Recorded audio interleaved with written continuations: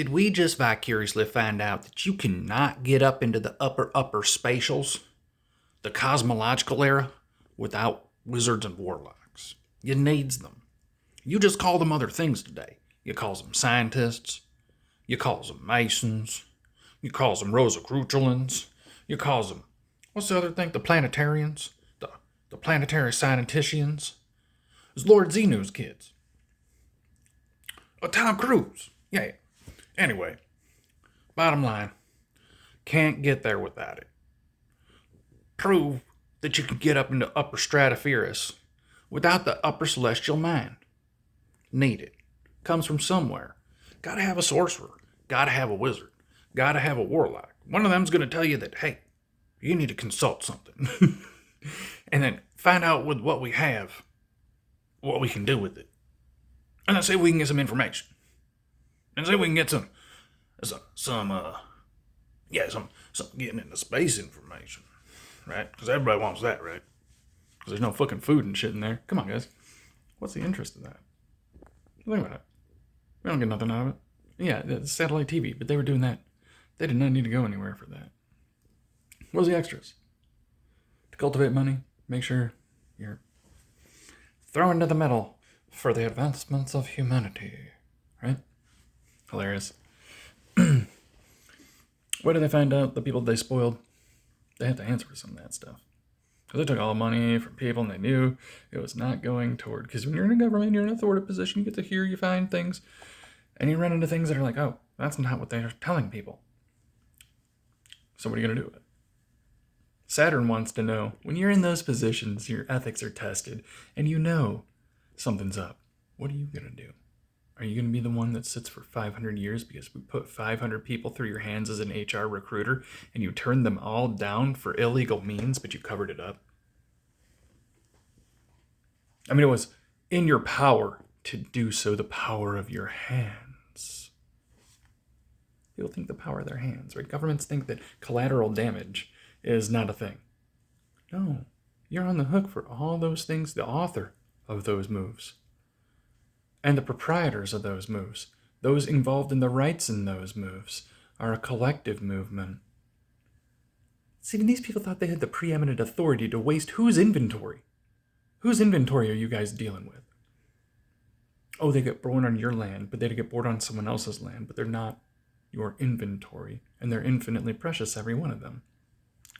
Yes, rights and authority are given for warfare for certain contexts. But lots of collateral damage happens. You guys have made weapons that are so productive at killing, they're so deadly, that you can't have a warfare breakout really because there would be a wipeout to the existence. That's a problem. That's technology running away from the people. It's such advantageous weaponry that the likes of which, once it's done, may never come back because it doesn't need to be here. We need it hard for you to put blood on the soil. It needs to be harder. It needs to be not so easy.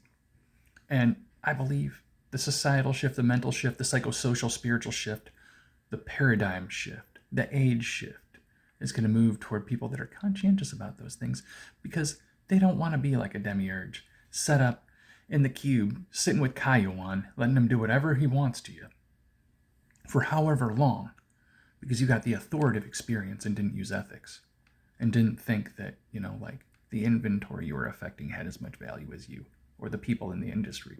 Realistically, governments are parasites, guys. Companies are parasites. Large musicians, they're parasites. Their industry preys upon people, and their desires, right? What's worse? A company that packages products that are destructive for you, and they could package it nicely. They could package it nicely. They don't have to package it that way, Rap music doesn't have to be packaged with murder, death, theft. Drill music doesn't have to be packaged with stabbing everybody in Europe, But it is, right? And then we're working with somebody else's inventory. We're messing up minds. We're making people with paradigms. The Bible's doing that stuff too, right? Every one of these funny religions is doing that. Theocracies. It's like you have to have a theocracy in order to have a government. It's like a temporal right process, right? Okay. We should be picking one that actually benefits America. I'm totally for it. We should go to Jupiter or Neptune, right? At this point, Neptune or Uranus would probably be a little bit better. We'd have a better polarity. If we go to Uranus, that's like, instead of being at Saturn, where we're at, because we're bearing the T and all the weird ass shit, right? And the God, it goes back to the Bible God, which is the Jews' God, which is why we have to deal with them, right? You get rid of that.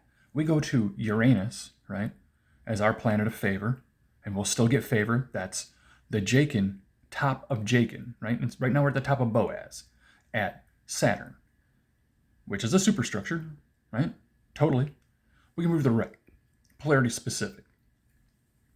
And because we need a structure, we have to be on a pillar for when it comes to the organizations that rule, it has to be on a pillar, right? And you want to be at the top of the pillar. So the top of the pillar is going to be Uranus, Oro, also known as Hakama, right? That's the best place. Hakama, everything radiates out of, all the spectrum. When you go to Bina, it's not the same thing. It's a different kind of wisdom, right? On the right, through Hakama, which is where we should have our deification, in Uranus, right? Looking onto Neptune. Neptune would be the ideal, because then we'd radiate down through Da'ath, which is knowledge, down to the sun, down to Yesod, the moon, down to Malkuth. The point is, when it comes to an authoritative structure, you have to have a foundation. Pillars are like a foundation, right? So you're going to have to be at Uranus in order for it to be successful. You could do it in Jupiter, but the chief of which is going to be Uranus. And we can see that when we look at the sefirot tree, when the actual planetary gods, they're actually gods, they actually rule. They make this cosmic engine keep spinning, right? One of the largest on the right Jachin side, the right polarity, is Uranus. Right now we're at the left polarity. We're getting a lot of mixed results. Let's call it that, right? We slide to the right, the mix changes, right? So a thought. If we wanted to deify our future success, my offering, the highest order of offering for a deification for a state to pick up the ideals that create a benefic vibration. Let's talk about a waveform we're going to change. When the top has a different waveform, it can radiate down to the people. Because what comes down? The things from the top. Wisdom has to come from above man. It's in the cloud, if you will, of the celestial etheric sphere above us. That's why we're able to see that stuff. It has value. We're designed to be able to consider it and integrate it. The integration point is at the mind and at the action. We want to radiate things that lead to good principles. Saturn has very good foundation principles and lines everywhere. We're not supposed to cross them. Those lines will still be there because Saturn will be the last word on the body, always. But it's not supposed to be our point of worship. Our point of access is actually transcends above the body, right? The body is a cage for the ingredients that hold the spiritual light. That spiritual light is contained in the brain. We know that. It's in the brain. It's part of the chakra system, but the essence of how we interact is at the neurocomplex, right? The HPTA, the pineal plus, however you want to look at it, right? So, from Hakama, do we get all the radiations, the fractions of the God mind that actually run this place? The best of which coming from the zodiac at Hakama and Uranus at the top of the sefirot tree on the right before Kether, right? It'd be 2. Right? That's where you really want to be. The successions of 2s, right? 3 is Bina on the left. That's Saturn. Nothing wrong with it. But it's Saturn-like. And we were supposed to give more. That's what he told me. It's like, you're not supposed to be hero. Come on. You've been here for fucking ever. There's more here, right? And we're delivering that on to you guys. All right. Later, beloved.